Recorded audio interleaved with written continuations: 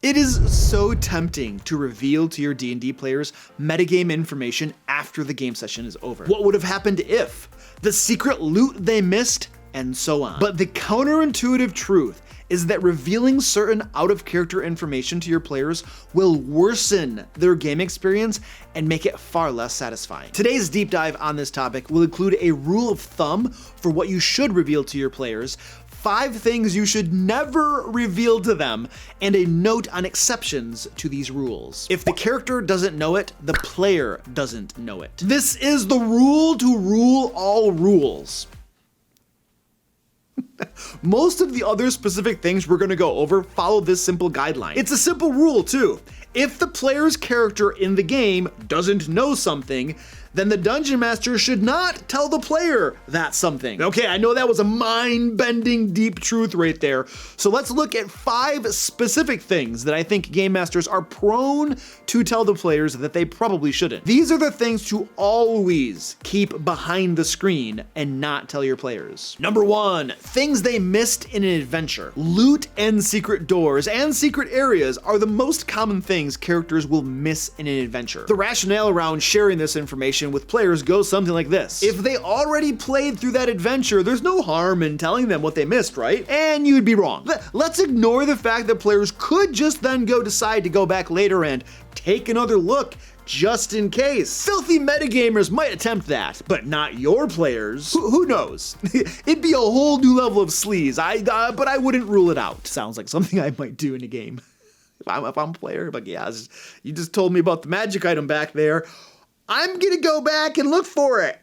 But there are 2 other reasons to avoid this. First of all, you might reuse some of that content in a future game. Yes, that's right, fellow Dungeon Masters. Welcome to the world of recycling your unused content for future adventures. The second reason I'll get to in my next point. But first, a shameless plug for this video's amazing sponsor, Describe. Describe.com is an awesome resource for Game Masters who'd like to improve their narrative descriptions and set incredible scenes for their players. Simply type in the name of a monster, spell, or place and get beautifully written boxed text that you can read or paraphrase to your players. And with Describe's new Enchanter Academy scenes, you can get that perfect narrative description to complement your new Strixhaven campaign. Check out Describe at the link below. There are hundreds of free scenes for you to use. And if you decide to unlock everything with a paid subscription, use the discount code TheDMLair to get 10% off your first payment. Number 2, what would have happened if? Players love doing this. After the game session, they come up to you and are like,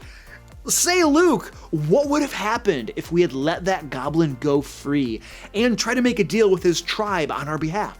I mean, I know we murderized him, but would it have worked if we had tried?" My advice to you is to keep your lips sealed when your players approach you with these hypothetical what-if questions after a game session. I usually just respond with something like, "I guess you'll never know," while smiling, and my player is like, "Oh crap, come on."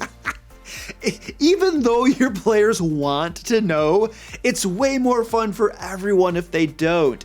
And why, might you ask? Luke, why? I'm melodramatic and over the top at times. I do apologize. You're just gonna have to live with it. You're gonna have to live with the crazy man on the YouTube. Anyway, to this I say, don't underestimate the power of mystery and the unknown. Not knowing drives our curiosity and stokes our imaginations. Some things are better left unknown, and indeed more fun if unknown. Furthermore, not knowing the what-ifs for past decisions makes their future decisions that much more interesting and important for players. Don't know quite how to explain this really, it's just something that I know intuitively. Number 3, if you fudged anything. Never, ever, ever reveal fudging of any type to your players. Let's say that you were fudging your dice rolls behind the screen to avoid a TPK. Nobody's ever done that before, have they? Or you allowed their solution to the riddle to work even though it wasn't the correct answer. Here's the problem with your players knowing that you're doing this. It demeans player agency and tells them that their choices and actions don't matter in the game. It doesn't matter that you all picked a fight with an ancient black dragon.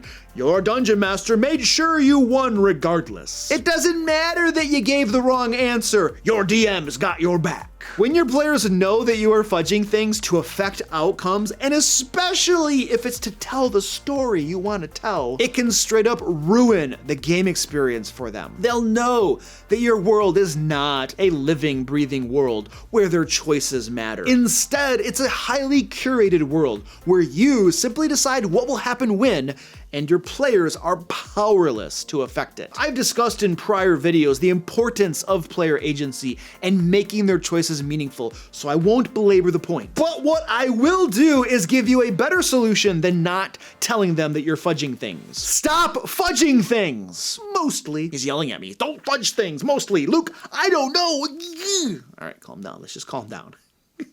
In my games, my dice rolls are public, except for very specific ones, such as death saving throws, that I intentionally hide for very specific reasons. I want my players to see the dice. I want them to know that I'm not changing things behind the screen. For the record, I never fudge death saving throws, but I sometimes do fudge other dice rolls that don't have a discernible impact on outcomes and don't affect player agency, such as rolling for random encounters, let's say. Sometimes you need a random encounter, or another random encounter is the last thing you need. Believe me, I've been in game sessions where by the luck of the dice, we've rolled up random encounter after random encounter after random encounter, and it's not that fun. By the way, if you're enjoying this video, give me a thumbs up and leave a comment for the algorithm down below. Let YouTube know what you like on your nachos, and you know that I don't completely suck. Nachos.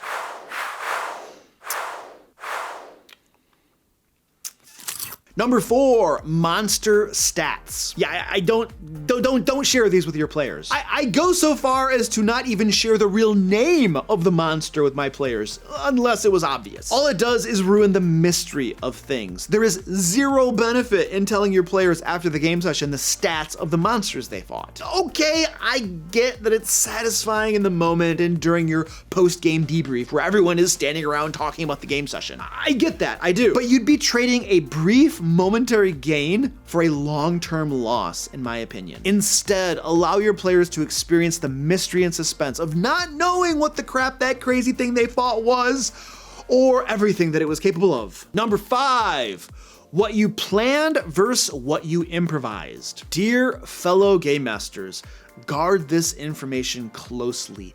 Never reveal it to your players. Don't let them see what the wizard does behind the curtain. It's far better for your players to believe that everything was prepared in advance and that the world is what the world is before they come into contact with it. That cave full of gremlins existed before they decided to walk into that cave. Those gremlins have been there for years working their nasty alchemy business.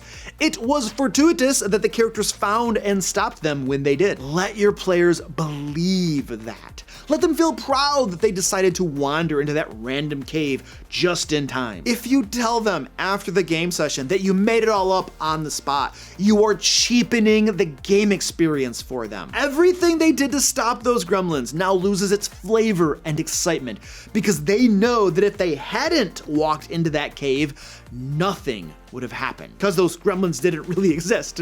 They didn't really exist. Again, this has to do in part with player agency and their choices mattering, but it also has to do with suspension of disbelief. You want your players to believe that the world is what the world is and that there isn't a wizard behind the curtain creating everything. When you tell them that you improvised anything on the spot, you shatter that suspension of disbelief. Exceptions to these rules. I rarely break these do not share rules, but when I do, it's almost always for the sake of maintaining the peace, so to speak. And what I mean by this is that if a disagreement arises at the game table and revealing something behind the screen is the best way to resolve it, I will do so. For instance, if my players are upset that a flying monster is coming close, attacking, and then flying away, but that they don't get an opportunity attack, I might say something like this. Some monsters have abilities that get around opportunity attacks. Or I might just straight up say that it has the flyby attack feature. And honestly, this is probably the only exception I make to rolling back the Dungeon Master screen. If it's not to maintain the peace,